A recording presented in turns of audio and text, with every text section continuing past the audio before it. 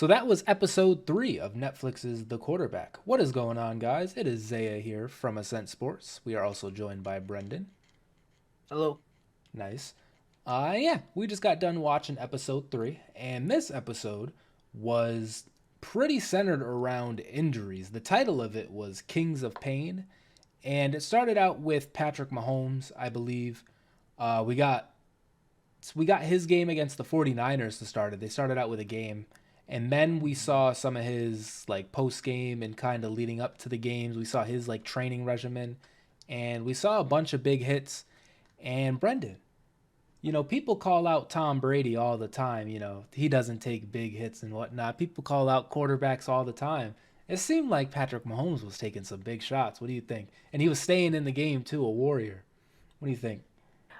He was, but we did see, like you mentioned, his training, and it is pretty crazy. Definitely seemed a bit like unique with they would say like what I forget what they said, He's like an tissue, like Yeah, he has like all something. kind of joints he works out, and Yeah. like he has specific workout days. Like A days are for a certain thing, B days are for a certain thing, and then C days are for a certain thing. Oh, he's flying during the C day. That's like the Yeah, full the C speed day one. he's like just Uh-huh. sprinting, just literally full out sprint. And then C day is full speed. I want him to have movements that are faster than any movement he'd do in the game. Because then where he's going to operate at the game, he's going to feel very slow. It's going to feel very comfortable.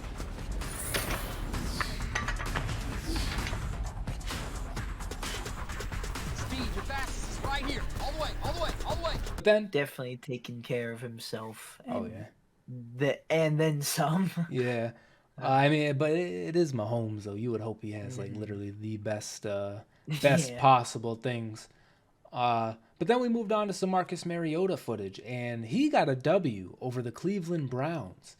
And he was taking some shots in that game too.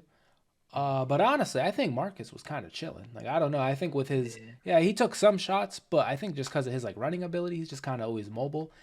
And he had a pretty big throw at the end of the game to somebody. Honestly, I forget who it was, but it was to somebody, and like they won with a game-winning field goal. So shout out to the Falcons in like week 4 or 5 of the NFL season last year for taking down the Browns for us. Brenden, how do you feel about the Falcons marking the Browns, man? It seems like the Browns lose to a lot of Yeah. teams. We didn't lose to the Falcons as We Steelers fans. didn't. Yeah, I we believe did. Jacoby was starting for the Browns. Mhm. And they beat us before they lost to the Falcons. So say what you want to say. But the Mhm. Browns, man, that's crazy.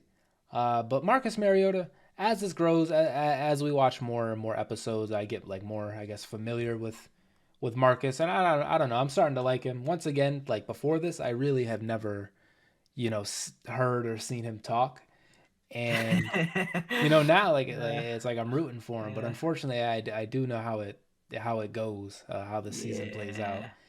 and you know how it finishes. But we also, I forgot to mention this, but we also got an in-depth look at his in-house chef. It's like McDonald's though. Yeah, he does get his McDonald's breakfast. Has to have I think it was like a sausage McBiscuit or some shit like that, some mix something. Uh, so shout out to Marcus Mariota once again. And his chef did show up to the game too, and he was pretty hype, and he was rooting pretty loudly, and he was like the the center of that bleacher section. Yeah.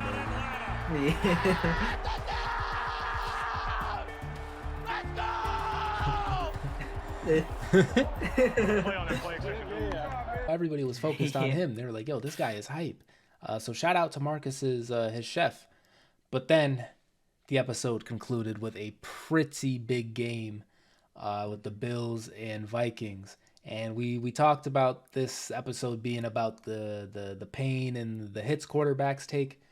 Well, Kirk got absolutely slaughtered in this one. Kirk was absolutely Yeah. shredded. He took hit after hit after hit, and eventually at the end of the game, he was pretty frustrated. You can essentially run the clock out here. You have 44 seconds left. I'm Bills are gonna pretty take sure over the on Vikings the win half-yard this. So line. like, Oh no, we came all the way here and we're gonna have to walk out of here with this oh. loss. And on top of that, there was a situation where they were at the goal line, and it was like a 4th down or something. It seemed like their last play of the, presumably the game up to that point. And I don't know if they already had a call or what, but Kirk he was just like, yo, we're running a quarterback sneak. And they ran the sneak, and unfortunately, Kirk did not get in the end zone. And so they get back to the sideline, and Coach Kevin O'Connell, he's like, Kirk, did you call that on your own? Did you call that on your own? Yeah, I was gonna call timeout. Man. Oh, okay. Yeah, see? That's my fault. What the fuck is wrong with you, Kirk? And that football's right there. I think it's short. Oh. Get in? I don't know, but I went left and I got more yards left. Yo, Kevin O'Connell is trading this dude the moment. Yeah, I know. And Kirk was like, yeah, man, I thought I had it. And Kevin O'Connell, he was just like, bruh, what? Like, why are you doing this to me, man? Come on, Kirk. Like, I don't know. Brendan, what did you think of the interaction between Kevin O'Connell and Kirk? Because Kevin did not seem happy. He gave his little caveat interview like, oh, yeah, when you're dealing with, fiery competitors, everybody just wants to win. But on the sideline in the moment, he looked to be rattled. What do you think? I thought that was pretty funny, and it was definitely interesting to see because he was kind of where we heard him say not too long ago, like I forget exactly what he wanted to just. It almost like he said, like, just follow my plays or whatever. Yeah. But he didn't say that exact word, but then Kirk did not do that. But this is honestly one of the most things I was looking forward to during this series is something like this, like a game that, like, I did at least catch the end of the season and did like. And it was one of the most hyped games, Bills versus Vikings, and get to see, like, an inside look. And, like, did see, like, the workings of it, like, who called what play, like, that QB sneak, like, you probably didn't know that was a Kirk decision watching it live, and now, oh, look, that Kirk made that, and Kevin O'Connell was not happy about it. And then just seeing stuff like, Kirk getting kind of, like, hit and then, like, frustrated, and then even, like, when Adam Thielen came up to him and it was like saying, I was open, and he's like, I don't know, man. That was hilarious too. Kirk is low-key funny about trying to be. I was starting to get agitated almost with how I was feeling, so I had less, like, patience to listen to somebody or hear a player's feedback in the huddle. What's that? Huh? Did the nickel fall off on me there? Yeah, I don't know. What? Yo, that is insane. Did the nickel fall off on me there? Yeah, I don't know. That's fire. So yeah, Thielen's like, bro, I don't know, bro. I didn't see. My bad, bro. I don't know. Yeah. But that was really cool. I enjoyed that a lot, seeing all that. Yeah, it was definitely pretty funny. And yet Kirk once again, near the end of that game, it seemed like he, maybe checked out of it. Once they got into overtime, he didn't have to. Did they get an offensive drive in overtime? I think they got one, yeah. And like they stalled out again, and Kirk got pissed again, I think. Yeah. But yeah, it seemed like Kirk was just done. Like after the quarterback sneak, I think he like accepted the fate of what the game was gonna be, and then of course the Vikings get that fumble touchdown thing, and then they go to overtime. And I don't know, it was very interesting to see. And once again, Kevin O'Connell, he was like, I could have even given you a better sneak. And he was telling Kirk, like, you can just like kind of dive over the top too, right? Like you don't have to kind of run to the side. Like why are we running these old ass sneaks, Kirk? Like this is 2023. So we'll see. We'll see how the relationship between Coach Kevin O'Connell and quarterback Kirk Cousins continues. As we know, the Vikings still do have Kirk Cousins in real life following the following season and Kevin O'Connell. So things can't be too insane, can't be too crazy. But once again, we'll see. I hope we get more interactions between Kevin and Kirk. I hope Kirk decides to listen to the actual player, or try waits for the plays to be called, because Kevin O'Connell, once again, he was telling Kirk at the beginning of the game, he was like, man, just like we're gonna win this, like you just gotta listen to me. And Kirk is like, yeah, and then he goes and calls the quarterback sneak on his own. It's like, man, like what is going on? And with that situation, right, just to kind of caveat this at the end, With that situation, imagine how much Ben was doing that with Canada as the OC. And Yeah. a lot of the times, and like we Matt Canada for this is like a NFL, the whole NFL can watch this, right? But we're Steelers fans, and so the whole NFL might maybe not understand this, and the whole, but from what they understand, from what we put out, is Matt Canada is not good, right? But every mistake possibly can't be his fault. Like, there's no way every mistake can be Matt Canada's fault. And there's probably a Yeah. lot of plays Ben made / Mitch / Kenny that like Matt Canada was nowhere near. Matt Canada did not call. And we see it play out with this play with Kirk, and I'm sure it happens with every other team. It's very cool. And when it works, it works. You're the man. But when it doesn't, you make your coach look like an asshole. So it is what it is. Episode 4. This episode dove deep into the play calling and the homework that the quarterbacks get. Now, unfortunately, because I am a silly goose, I did not capture most of the episode. I didn't capture most of the episode. And since this is like a reaction-based thing, you can't fake it. So here we are. But just big truz, episode 4, it's called Mind Games.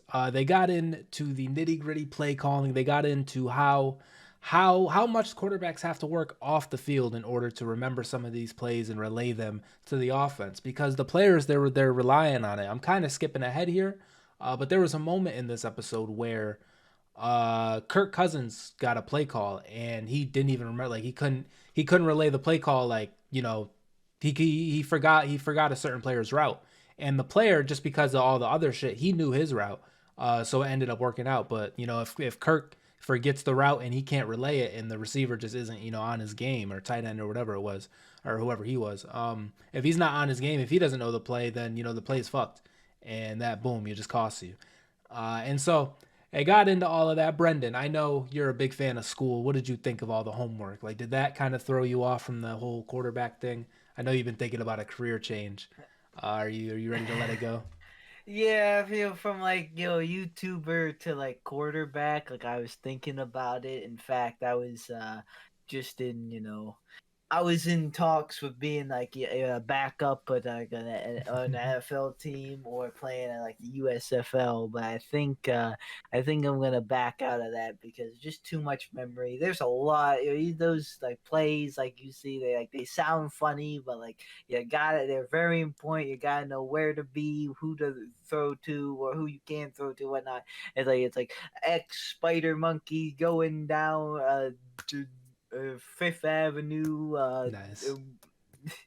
We can't even get an intro. Yeah, we can't even get an intro going. So yeah, crazy. And all three of them, Mahomes, Cousins, and Mariota, were talking about it and had very similar ones. Well, not like similar in length, not similar as in, because they're all just a bunch of jumbled mess. But that's just a quarterback thing. And it's maybe some people, like, if you're like real surface level in football, maybe you don't see that. So once again, this series, Yeah, good to show. definitely getting into the behind the scenes stuff. And once again, I apologize for not getting the recording. I wish I could show you some of these things. Especially, there was a scene where Kirk Cousins was literally hooked on to like some kind of brain scan reading machine, and he was watching a video, and every time he like got unfocused, the thing told him he was unfocused, and like he's training to correct it. Like the work that this guy is putting in to be Kirk Cousins is insane, Yeah. It just goes to show, like, it's just crazy, man. He's trying. Kirk Cousins is trying, guys. If you take anything from the show, Kirk Cousins is really trying.